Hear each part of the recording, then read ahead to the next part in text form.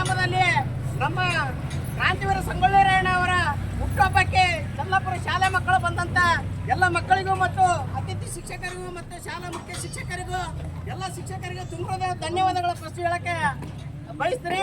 ಅದೇ ರೀತಿಯಾಗಿ ಎಲ್ಲ ಗ್ರಾಮಸ್ಥರಾಗಿರ್ಬೋದು, ಗುರು ಹಿರಿಯರಾಗಿರ್ಬೋದು, ನಮ್ಮ ಕಾರ್ಯಕ್ರಮಕ್ಕೆ ಬಂದು ಹೋಗೊಟ್ಟು ನಮ್ಮ ಕಾರ್ಯಕ್ರಮವನ್ನು ಯಶಸ್ವಿಗೊಳಿಸಿದಂತ ಎಲ್ಲ ಚನ್ನಪುರ ಗ್ರಾಮಸ್ಥರಾಗಿರ್ಬೋದು ಮತ್ತು ಅಣ್ಣ ತಮ್ಮರಾಗಿರ್ಬೋದು ಎಲ್ಲರಿಗೂ ತುಂಬ ಧನ್ಯವಾದಗಳನ್ನು ಹೇಳಕ್ಕೆ ಇಷ್ಟಪಡ್ತಾ ಇದ್ದೀನಿ.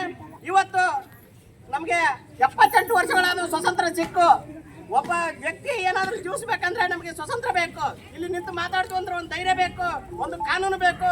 ಅಂತ ಕಾನೂನನ್ನು ನಮ್ಮ ಬಾಬಾ ಸಾಹೇಬ್ ಅಂಬೇಡ್ಕರ್ ಅವರ ಅಧ್ಯಕ್ಷತೆಯಲ್ಲಿ ನಮಗೆ ಸಂವಿಧಾನವನ್ನು ಕೊಟ್ಟಂತ ಅವರಿಗೂ ಕೋಟಿ ನಮನಗಳನ್ನು ಸಲ್ಲಿಸ್ತಾ ಇದ್ದೀನಿ. ಅದೇ ರೀತಿಯಾಗಿ ಕ್ರಾಂತಿವೀರ ಸಂಗೊಳ್ಳಿ ರಾಯಣ್ಣನವರು 220 ವರ್ಷ ಆಯ್ತು ನಮ್ಮ ಭೂಮಿಗೆ ಬಂದು.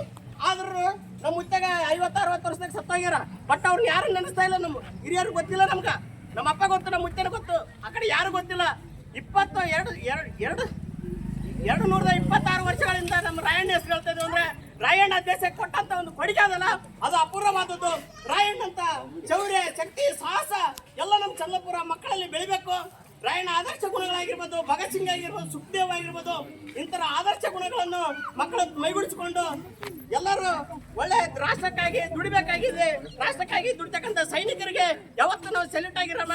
ಯಾಕಂದ್ರೆ ಇಲ್ಲಿ ರಾಜಕೀಯಗಳು ಬೇಕಾಗ್ತಾ ಇಲ್ಲ. ನಮಗೆ ರಾಷ್ಟ್ರ ಕಾಯ್ಬೇಕಂದ್ರೆ ಸೈನಿಕ ಬೇಕು. ಆ ಸೈನಿಕ ಯಾವತ್ತೂ ನಾವು ಸೆಲ್ಯೂಟ್ ಮಾಡ್ತಾ ಇದೀವಿ.